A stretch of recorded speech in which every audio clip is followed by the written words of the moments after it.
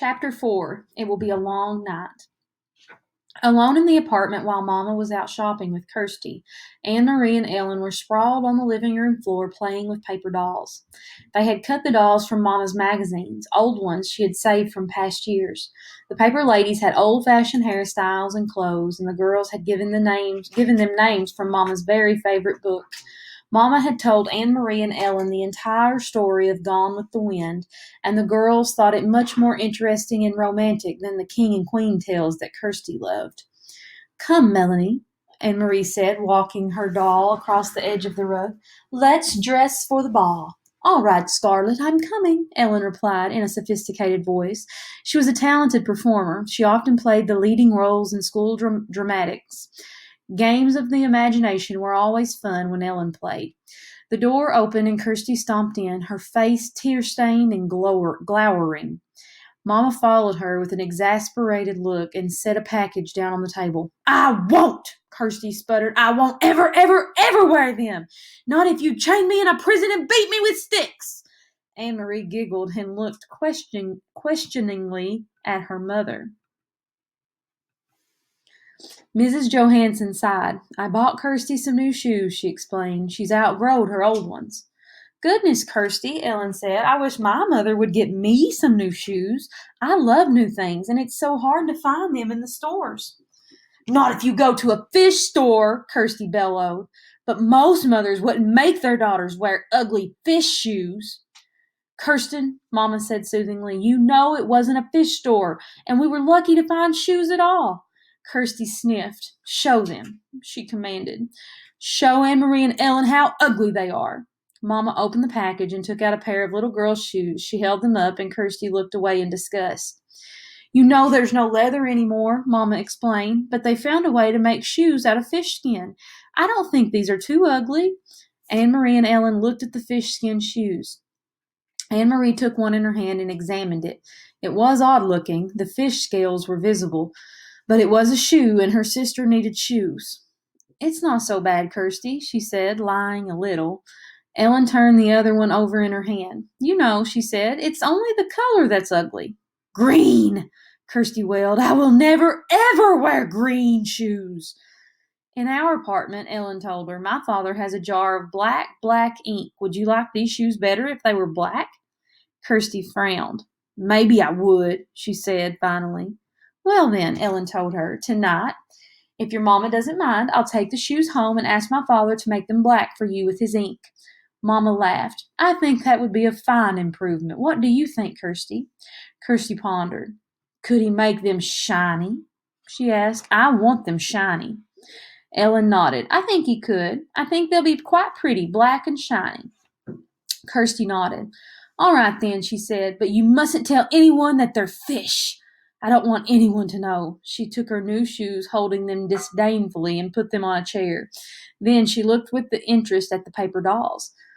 "Can I play too?" Kirsty asked. "Can I have a doll?" She squatted beside Anne Marie and Ellen on the floor. Sometimes Anne Marie thought Kirsty was such a pest, always butting in, but the apartment was small. There was no other place for Kirsty to play, and if they told her to go away, Mama would scold. "Here," Anne Marie said, and handed her sister a cut-out little girl doll. "We're playing Gone with the Wind. Melanie and Scarlett are going to a ball. You can be Bonnie. She's Scarlett's daughter." Kirsty danced her doll up and down happily. "I'm going to the ball," she announced in a high, pretend voice. Ellen giggled. "A little girl wouldn't go to a ball. Let's make them go someplace else. Let's make them go to Tivoli." "Tivoli?" Anne Marie began to laugh. "That's in Copenhagen. Gone with the Wind is in America. Tivoli, Tivoli, Tivoli," little Kirsty sang, twirling her doll in a circle.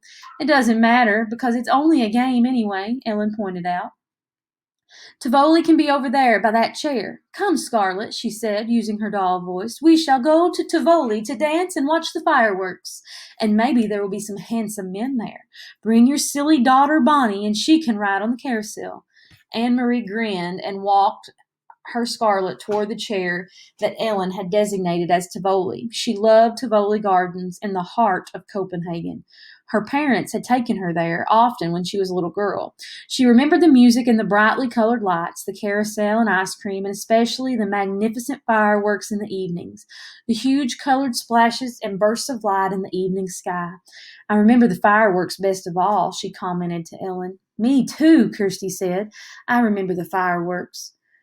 Silly, Anne-Marie scoffed. You never saw the fireworks. Tivoli Gardens was closed now. The German occupation forces had burned part of it, perhaps as a way of punishing the fun-loving Danes for their light-hearted pleasures. Kirsty drew herself up and her small shoulders stiff. I did too, she said belligerently. It was my birthday. I woke up in the night and I could hear the booms, and there were lights in the sky, and Mama said it was fireworks for my birthday. Then Anne-Marie remembered. Kirsty's birthday was late in August, and that night, only a month before, she too had been awakened and frightened by the sound of explosions. Kirsty was right. The sky in the southeast had been ablaze, and Mama had comforted her by calling it a birthday celebration. Imagine such fireworks for a little girl 5 years old, Mama had said, sitting on their bed, holding the dark curtain aside to look through the window at the lighted sky. The next evening's newspapers had told the sad truth.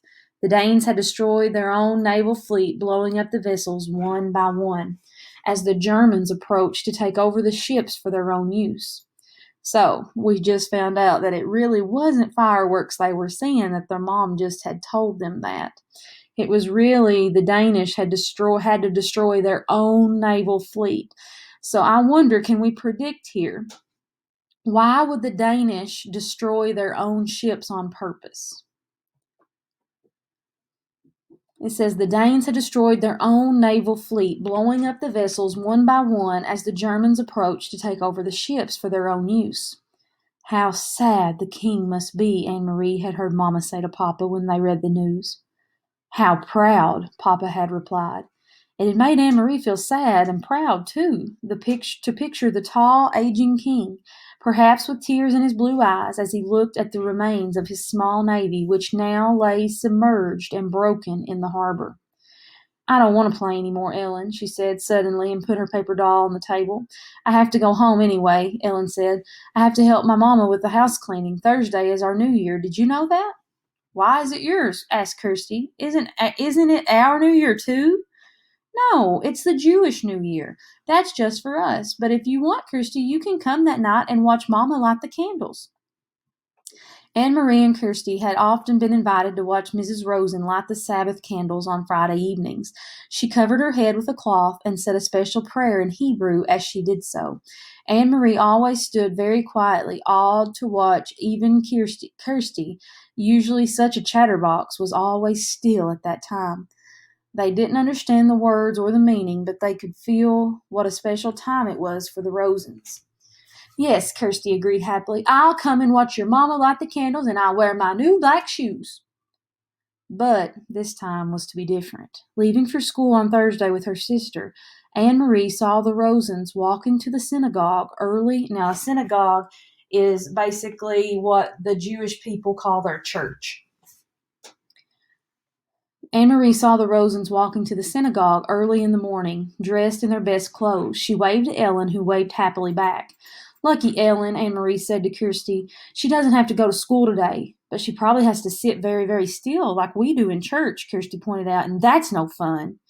That afternoon, Mrs. Rosen knocked at their door, but didn't come inside. Instead, she spoke for a long time in a hurried, tense voice to Anne-Marie's mother in the hall. When Mama returned, her face was worried, but her voice was cheerful. Girls, she said, we have a nice surprise. Tonight, Ellen will be coming to stay overnight and to be our guest for a few days. It isn't often we have a visitor. Kirsty clapped her hands in delight. But, Mama, Anne-Marie said in dismay, it's their New Year. They were going to have a celebration at home. Ellen told me that her mother managed to get a chicken someplace and she was going to roast it. Their first roast chicken in a year or more. Well, their plans have changed, Mama said briskly. Mr. and Mrs. Rosen have been called away to visit some relatives, so Ellen will stay with us. Now let's get busy and put clean sheets on your bed. Kirsty, you may sleep with Mama and Papa tonight, and we'll let the big girls giggle together by themselves. Kirsty pouted, and it was clear that she was about to argue. Mama will tell you a special story tonight, her mother said, one just for you. About a king? Kirsty asked dubiously. About a king, if you wish, Mama replied. All right, then, but there must be a queen, too, Kirsty said. Though Mrs. Rosen had sent her chicken to the Johansons, and Mama made a lovely dinner, large enough for second helpings all around, it was not an evening of laughter and talk. Ellen was silent at dinner. She looked frightened, and Mama and Papa tried to speak of cheerful things, but it was clear that they were worried, and it made Anne-Marie worry too. Only Kirsty was aware of the quiet tension in the room. Swinging her feet in their newly black and shiny shoes, she chattered and giggled during dinner. Early bedtime tonight, little one, Mama announced after the dishes were washed. We need extra time for the long story I promised about the king and queen. She disappeared with Kirsty into the bedroom. What's happening? Anne-Marie asked when she and Ellen were alone with Papa in the living room. Something's wrong. What is it? Papa's face was troubled. I wish that I could protect you children from this knowledge, he said quietly. Ellen, you already know. Now we must tell Anne-Marie. He turned to her and stroked her hair with his gentle hand. This morning at the synagogue, the rabbi told his congregation that the Nazis have taken the synagogue lists of all the Jews, where they live, what their names are. Of course, the Rosens were on that list along with many others. Why? Why did they want those names? They plan to arrest all the Danish Jews. They plan to take them away, and we have been told that they may come tonight. I don't understand. Take them where? Her father shook his head. We don't know where, and we don't really know why. They call it relocation. We don't even know what that means. We only know that it is wrong, and it is dangerous, and we must help. Anne-Marie was stunned. She looked at Ellen and saw that her best friend was crying silently. Where are Ellen's parents? We must help them too. We couldn't take all three of them. If the Germans came to search our apartment, it would be clear that the Rosens were here. One person we can hide, not three. So Peter has helped Ellen's parents to go elsewhere. We don't know where. Ellen doesn't know either, but they are safe. Ellen sobbed loudly and put her face in her hands. Papa put his arm around her. They are safe, Ellen. I promise you that. You will see them again quite soon. Can you try hard to believe my promise? Ellen hesitated, nodded, and wiped her eyes with her hand. But Papa, Anne-Marie said, looking around the small apartment with its few pieces of furniture, the fat stuffed sofa, the table and chairs, the small bookcase against the wall. You said that we would hide her. How can we do that? Where can she hide? Papa smiled. That part is easy. It will be as your mama said. You two will sleep together in your bed. And you may giggle and talk and tell secrets to each other, and if anyone comes, Ellen interrupted him. Who might come? Will it be soldiers, like the ones on the corners? Anne-Marie remembered how terrified Ellen had looked the day when the soldiers had questioned them on the corner. I really don't think anyone will, but it never hurts to be prepared. If anyone should come, even soldiers, you two will be sisters. You are together so much it will be easy for you to pretend that you are sisters. He rose and walked to the window. He pulled the lace curtain aside and looked down into the street. Outside it was beginning to grow dark. Soon they would have to draw the black curtains that all Danes had on their windows. The entire city had to be completely darkened at night. In a nearby tree a bird was singing. Otherwise it was quiet. It was the last night of September. Go now, and get into your nightgowns. It will be a long night. Anne-Marie and Ellen got to their feet. Papa suddenly crossed the room and put his arms around them both. He kissed the top of each head. Anne-Marie's blonde one, which reached to his shoulder, and Ellen's dark hair, the thick curls braided as always into pigtails. Don't be frightened, he said to them softly. Once I had 3 daughters. Tonight I am proud to have 3 daughters again. All right, so that was kind of a tough chapter. That's the end of chapter 4.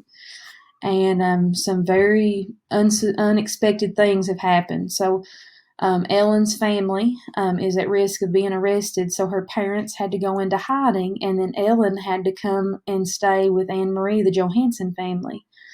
And so it's definitely a very uneasy situation at the end of this chapter. So it'd be a good time to make some predictions in your mind. What do you think's going to happen? Do you think that the soldiers are going to figure out that Ellen is hiding with the Johansons? Do you think that Ellen's mom and dad are going to be able to stay safe in hiding? How do you think Anne Marie's mom and dad feel now that they have, they lost their daughter to an accident? She passed away, and now they've inherited Ellen as a daughter. So, how do you think they're feeling right now? These are all good questions to ask in your mind, and we will read chapter 5 tomorrow.